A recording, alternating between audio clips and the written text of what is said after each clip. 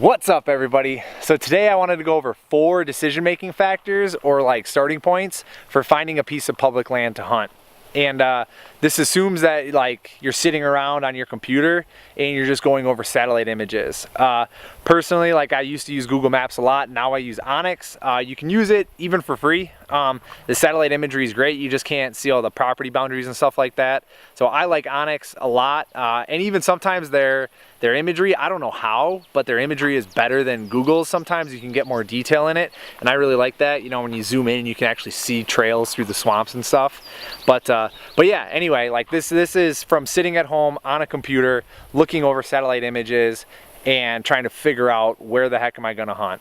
So the first and foremost, is proximity to your house.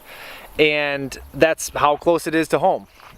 You know, if you can find places that are 5 minutes away versus, you know, an hour away or 2 hours away, the likelihood of you spending time on that piece are much, much higher.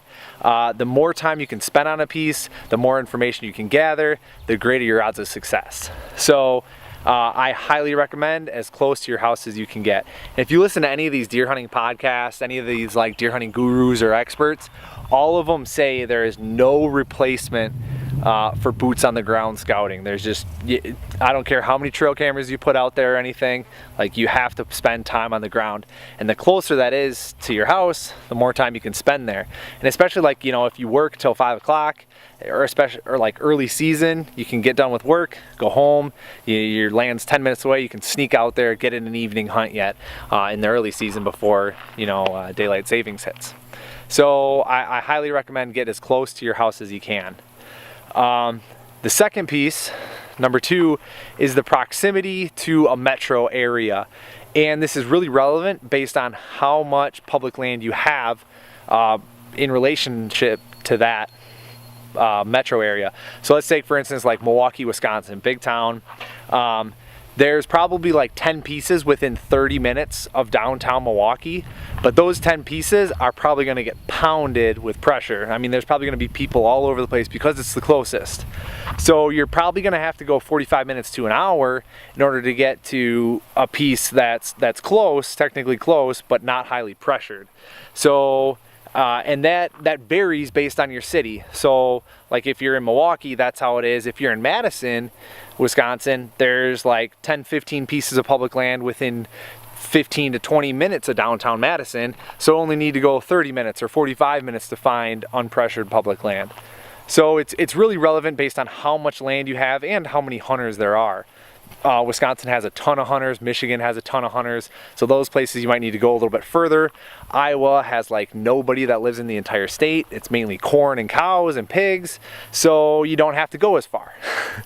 All right, so essentially, you know, take a look at all your pieces of public land, figure out where you think most people will go, and you can do a drive-by and check them out, like during gun season, check it out, see how many people are there.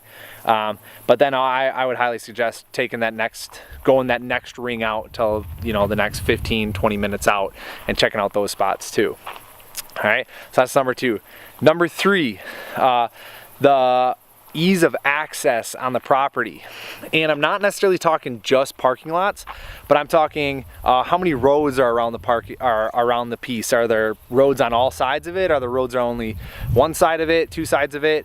What kind of roads are they? Are they highways? Are they dirt roads? You know, that really plays an important role, because I know for me specifically, like this piece that I'm standing on right now is right off of a highway, and this piece gets pounded compared to a piece that's 5 minutes down the road that's not off that's off of a side road. So, you know, that makes a big difference too. Also, you're looking at how easy it is to access parts of the property as well. Like here you got a gate, kind of see that in the background. That's going to be a mowed trail here in the next, you know, couple weeks, and then that's going to go way back in there and everything. And on this piece specifically, I went a mile back on this trail, and I thought, you know, all right, I'm a mile back, no one's going to be back here. Well, what do you know? Other people are going a mile back on that trail, and I'm bumping into hunters back there. So then what I did last year was I didn't go on the trail. I just went right down this hedgerow here, and I didn't see anybody, not another hunter. I saw plenty of deer 500 yards from the parking lot here, but it's because it was off not on the main trail. Everybody follows that trail out in there and then breaks off of that. You can just sneak right off to one of these little side areas. It's not a trail, and you might have great success there. So I would definitely recommend that. You know, it's not necessarily like, you know, bushwhacking and everything. It's just finding a different angle to look at it. All right, so that's number 3, is that access piece. And lastly, number 4 is your landscape and like your terrain, and then also your food sources that are on the property or even off the property. So you've narrowed it down. You know, you're close to home, but you're far enough away from pressure. You found a spot that doesn't have, like, it's not terrible for access, like it's not gonna be overly bearing on you, but it also is easy enough that you can get in there. And now you're trying to figure out, okay, I've got 3-4 pieces that I want to pick. Where do I start? Well, I would start with the landscape, terrain, and food sources. And what I mean by that is find areas that you want to hunt. Is it swamp? Is it highlands? Is it, you know, rolling hills and bluffs? Are there big oaks? Is it timber? You know, what kind of piece of property is it? And also, is it, you know, like here, this is all CRP here, and all of this gets planted with pheasants like early October. So the pheasant hunters come out here like crazy. And that's another reason why the spot isn't very good later in the season, because there's just a ton of pheasant hunters. So keeping that in mind as well for the terrain piece.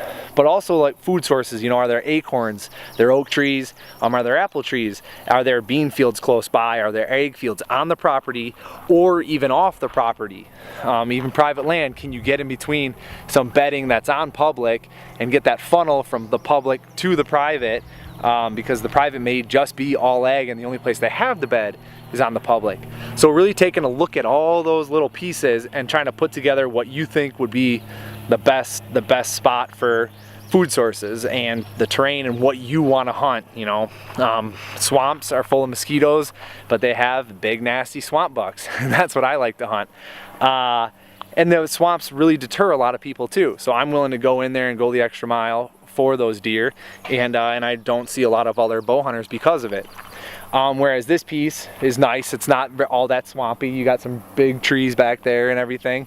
And this piece isn't nearly as good. It looks a lot nicer, and I'm sure it would be if it wasn't so pressured.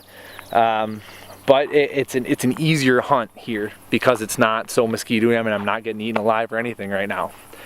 So taking a look at all those aspects, those 4 aspects, will really help you narrow down your search on which piece of public land you want to hunt. And I hope it helps. So, oh, there's mosquito now that I talk about it. I hope it helps. If you got any questions, drop them in the comments below. If you like it, hit that thumbs up button or double tap it for that heart on Instagram. And yeah, give me a follow. Give me a follow if you want to see more of this stuff. I'm trying to just help you guys out the best I can. Sorry about that, got you in the sun, back up. I'm trying to just help you guys out the best I can. New hunters, beginner hunters, even intermediate or advanced. Every now and then I spit a little nugget out there that might catch somebody who's been hunting for 30 years by surprise, like, oh, I never thought of that. And I do that too. There's new hunters who bring ideas to me. They're like, well, why don't you do that? And I'm like, oh, you know, it actually makes a lot of sense. Why don't I do that? So anyway, that's my spiel. Hope it helps, guys, and catch you later. Whew, it's bright out.